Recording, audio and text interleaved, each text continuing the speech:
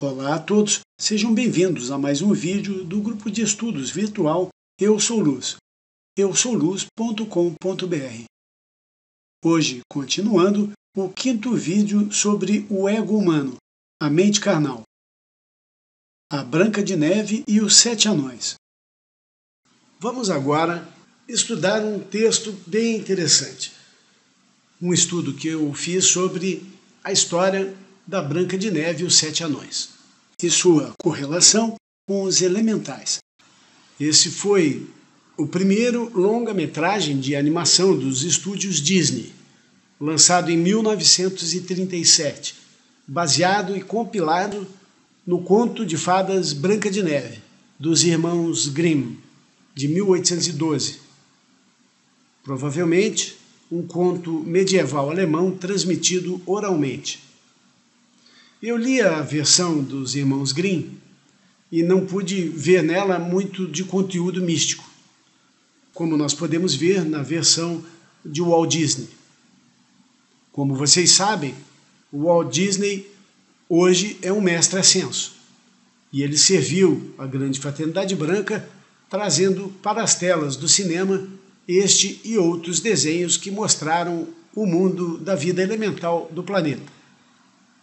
O toque esotérico, com certeza, vem na versão de Walt Disney.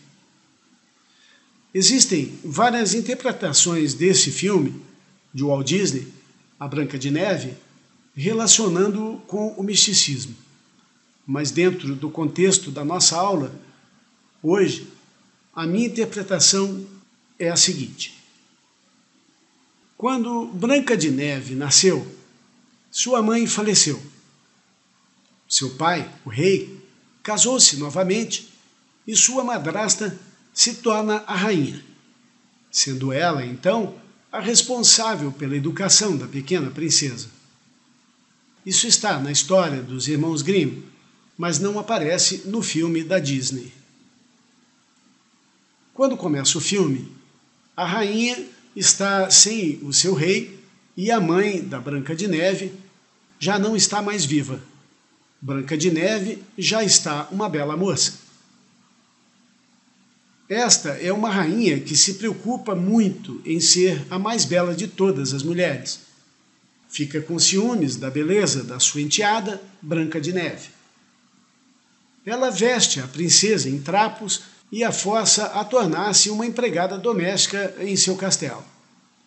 O rei não está por perto para salvá-la e na história não se fala a razão disso, mas naqueles tempos os homens viajavam por anos e anos em suas conquistas e batalhas. Vamos assumir então que esse era o caso. Todas as manhãs, a rainha consulta o espelho mágico, perguntando ao espírito quem é a mais bela de todas. O espelho mágico sempre diz que ela é a mais bela e, por enquanto, fica satisfeita. Agora vejam, a Branca de Neve representa a alma, pura e perfeita, que precisa aprender a dominar sua consciência. A rainha representa o eu inferior, totalmente dominadora da alma e tremendamente preocupada consigo mesma. A rainha domina por completo Branca de Neve, que sonha com a felicidade de um amor para salvá-la. Mas Branca de Neve cresce e se torna uma bela moça. E certa manhã, o espelho diz à rainha que há alguém mais bela do que ela, Branca de Neve. Enquanto isso, Branca de Neve está no pátio cantando enquanto trabalha. O príncipe, cavalgando pelo lado de fora do castelo, ouve sua voz e fica encantado por ela. Ele sobe o muro do castelo, despercebido por Branca de Neve, que está cantando para seu reflexo no Poço dos Desejos, que está no meio do pátio. O príncipe entra, pegando Branca de Neve de surpresa. Ela corre então para dentro do castelo. Mas quando ele pede para ela voltar, ela chega à varanda e ouve, enquanto ele canta a música, esta canção que eu canto para ela. Despercebida pelos dois, a rainha os assiste de sua janela. Enfurecida com a beleza de Branca de Neve e invejando o afeto do príncipe, ela fecha as cortinas. O príncipe sorri para Branca de Neve antes de ir embora. Um pouco antes de Branca de Neve ir até o poço, ela estava esfregando o chão das escadas e 12 pombas brancas estavam ao seu redor. Cada uma das pombas representa uma das 12 consciências de Deus, ou seja, o Espírito Santo em cada hora do ciclo cósmico da vida. O príncipe é o noivo salvador da alma. Ele também representa o Espírito Santo, e seu manto é na cor rubi. Quando Branca de Neve canta do alto da varanda, ela envia uma pomba para ele. Isso mostra a importância da alma de buscar o Espírito Santo, assim como ela já fazia ao cantar junto ao Poço dos Desejos. Ela pedia pela vinda de seu amado. Isso mostra como o canto, ou podemos dizer, as orações e os decretos, são o caminho de salvação para a alma. A rainha, então, tomada de sua fúria, convoca Humberto, o caçador, quem ela ordena a levar Branca de Neve para uma clareira isolada na floresta e lá matá-la. Ela exige o coração da menina como prova. O caçador está relutante em fazer isso, mas é obrigado por suas ordens. Ele leva Branca de Neve para dentro da floresta, onde ele a deixa colher flores silvestres. Quando Branca de Neve ajuda a um pássaro bebê a encontrar seus pais, o caçador tira um punhal e avança sobre a princesa.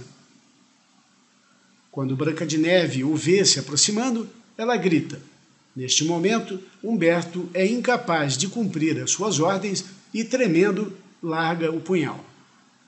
Isso mostra o poder que a alma tem de parar qualquer coisa que se opõe à sua vida. Sentindo-se tocado pela beleza de Branca de Neve, ele implora seu perdão e a alerta sobre as intenções da rainha e a implora que vá para bem longe. Quando Branca de Neve foge pela floresta, o medo se manifesta no que ela vê ao seu redor. Ela cai então no chão com medo. Ela faz amizade com os animais da floresta. Ela canta a música No Meu Mundo Feliz e pergunta se eles sabem de um lugar que ela possa ficar. Enquanto isso, o caçador mata um animal que no filme não mostra qual, mas na história dos irmãos Grimm é um javali, parente selvagem do porco.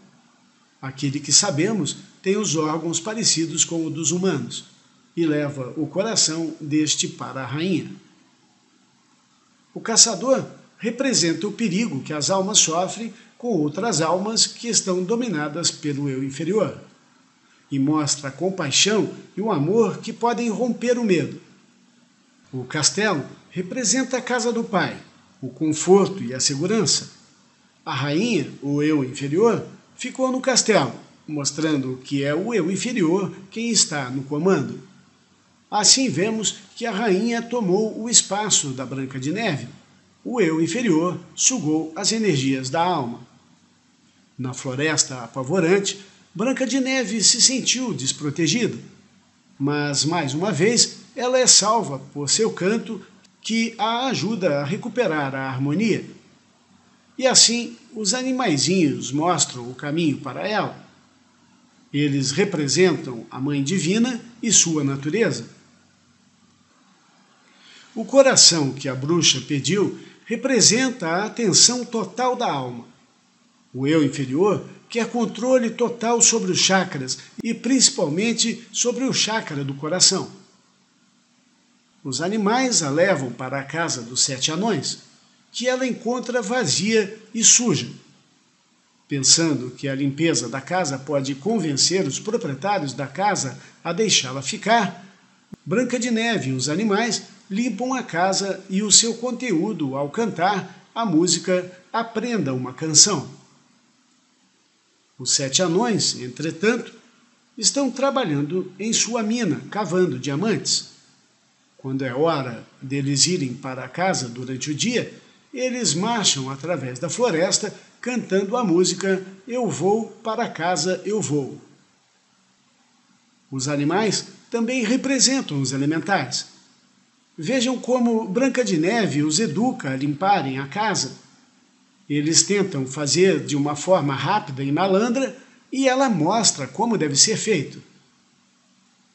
O engraçado é que Mark Profit ensinava que, se fôssemos mais espiritualizados, comandaríamos os elementais para limparem a nossa casa e lavarem as nossas louças, e quando chegássemos em casa depois do trabalho, ela já estaria limpa, as roupas lavadas e passadas. E nesse filme estamos vendo isso. Outra coisa, os anões trabalhando na mina, as pedras preciosas, eles deixam claro que não são donos delas. Eles não ficarão ricos com elas. Eles estão cuidando delas. Os cristais e as pedras preciosas representam as almas em evolução. Após a limpeza da casa, Branca de Neve adormece em várias camas dos anões. Quando os anões veem a luz proveniente da casa, eles se aproximam cautelosamente, pensando que um monstro passou a residir em sua casa. Eles procuram no piso térreo da casa, mas têm medo de ir lá em cima. O medo é tanto que eles escolhem o mais jovem de todos para subir e ver o que está acontecendo lá em cima. Eles enviam então Dunga para fazer um reconhecimento e saber se o monstro está lá em cima no quarto. Após uma tentativa frustrada de Dunga de perseguir o monstro para baixo, todos os 7 anões sobem as escadas para descobrir Branca de Neve dormindo. Ela acorda e adivinha então o nome de cada anão. Ela pede a eles que a deixem ficar.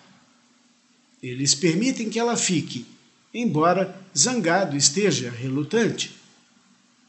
Branca de Neve lembra que fez uma sopa e corre escada abaixo para ver se ela está pronta, ordenando aos anões para se lavarem para poderem se alimentar.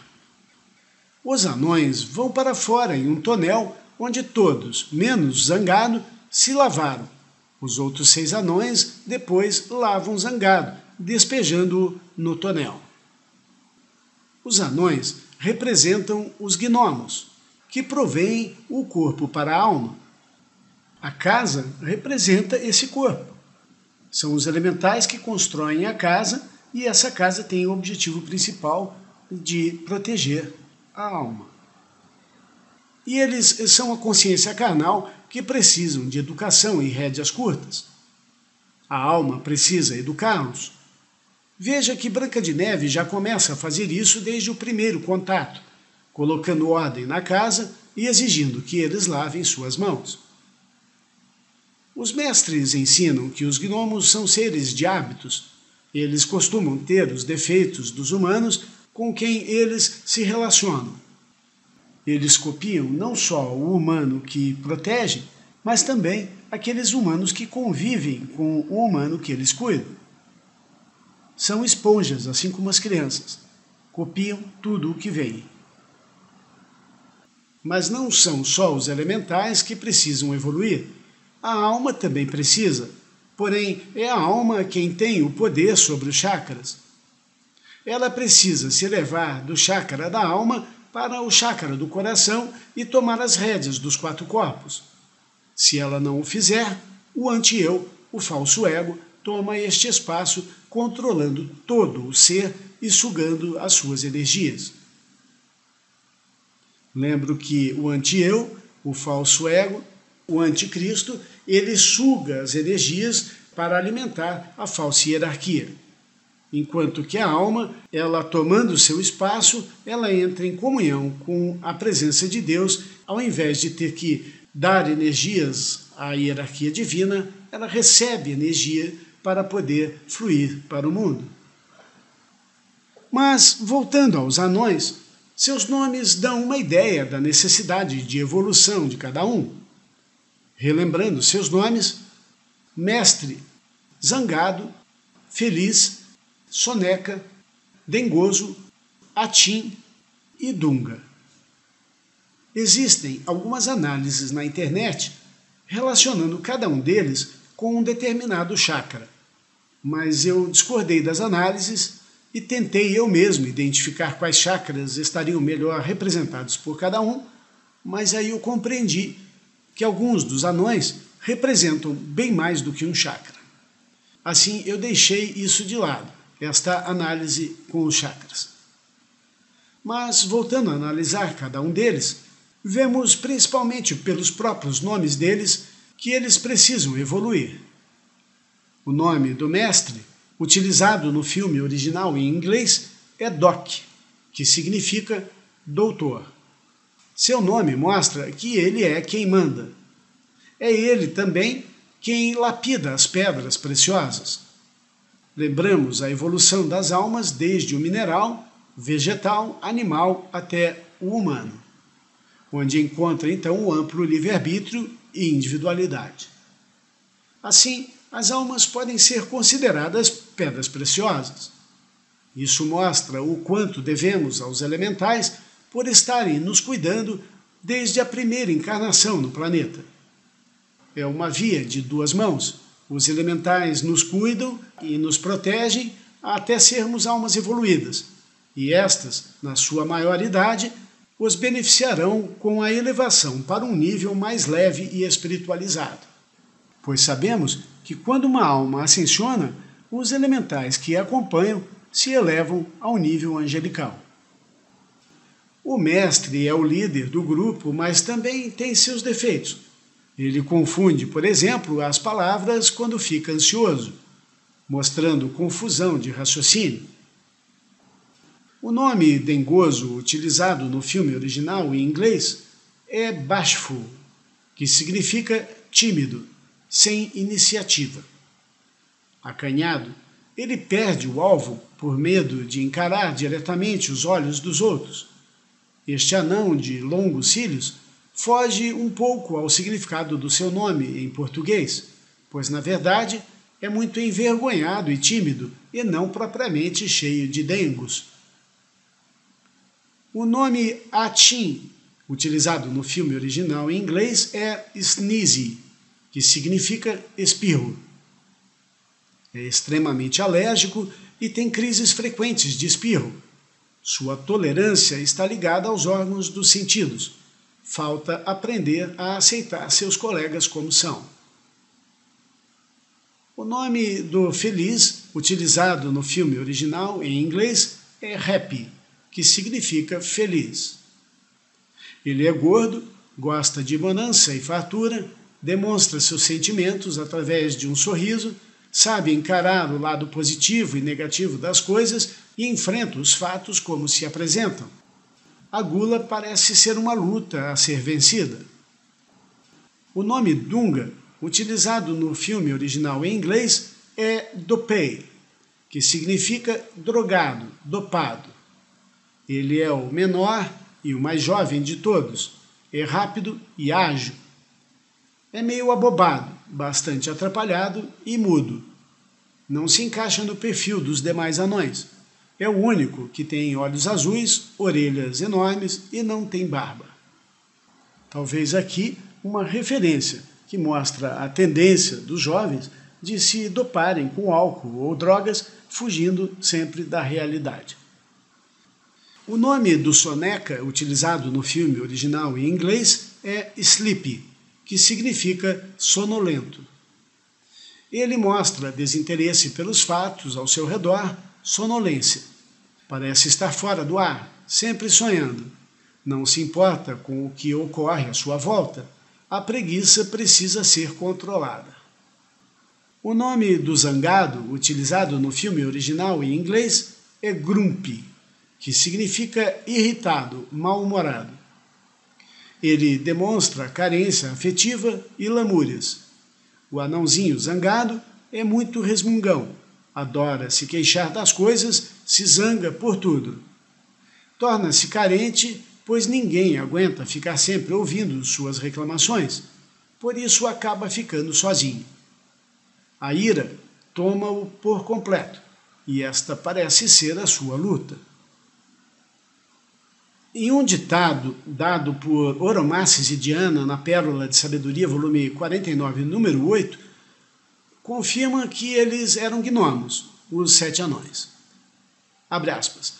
Agora, amados, são os gnomos que talvez tenham o maior fardo por causa da poluição da terra e do peso da cruz dentro da terra.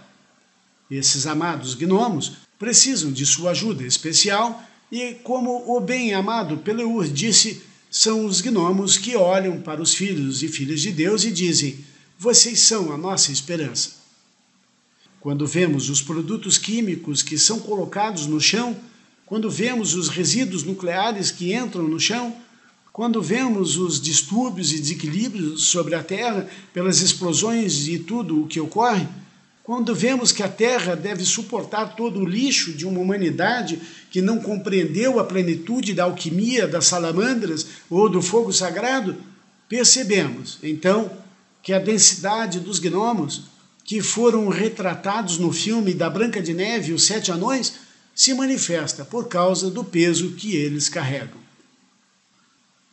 Aqui um comentário. Vejo, então, neste ditado, o mestre não está se referindo à educação que precisamos dar aos nossos gnomos pessoais, mas sim ao constante estresse pelo que eles passam para manter a Terra em equilíbrio, para continuar servindo de residência para a humanidade. Eles não são só responsáveis pela manutenção do corpo humano, mas também do próprio planeta. A macrocasa é o planeta, a microcasa é o corpo da alma. Elizabeth Klaproth ensina sobre o elemental do corpo, que é um gnomo responsável pela cura do nosso corpo físico, mas ele não é o único a conviver conosco. Mas, continuando então a história da Branca de Neve, naquela noite, então, a rainha mais uma vez consultou o espelho mágico, que lhe diz que Branca de Neve ainda vive. O caçador deu-lhe o coração de um bicho. Furiosa, a rainha desce uma escada em espiral, entrando em seu calabouço, onde ela resolve acabar ela mesma com a princesa. Ela usa poções para se transformar em uma mendiga com aparência de bruxa. Um disfarce para enganar Branca de Neve. Ela então decide usar uma maçã envenenada para enviar Branca de Neve ao sono da morte. Isso representa o véu que impede a alma de ver a realidade. O sono profundo em que vive a alma com relação à sua realidade divina e missão de aperfeiçoamento de si mesma e dos elementais. Na casa, os anões dançam e cantam para entreter Branca de Neve, que em seguida canta O Meu Eterno Amor, referindo-se ao seu romance com o príncipe, que é o Espírito Santo. Antes de mandá-los então para a cama. No entanto, o mestre ordena aos anões a dormirem no térreo, permitindo então que Branca de Neve dormisse em suas camas no andar de cima. Vejam o amor que os elementais têm pela alma. Eles a protegem e obedecem. O andar de cima representa o chakra do coração, o local do rei, aquele que comanda. Eles a colocam no lugar mais alto. Enquanto isso, a bruxa prepara a maçã envenenada e, descartando a possibilidade de que Branca de Neve possa ser revivida pelo primeiro beijo de amor, a única cura para o sono da morte, ela então deixa o castelo e faz seu caminho para a casa dos anões. Quando os anões saem para a mina na manhã seguinte, Branca de Neve beija cada anão na testa, embora zangado inicialmente resistisse. O beijo da Branca de Neve o envia a um estupor apaixonado. Ele avisa a ela para não deixar qualquer estranho entrar em casa. Após os anões deixarem a casa, a bruxa surpreende Branca de Neve e lhe oferece a maçã envenenada, a qual Branca de Neve está prestes a morder.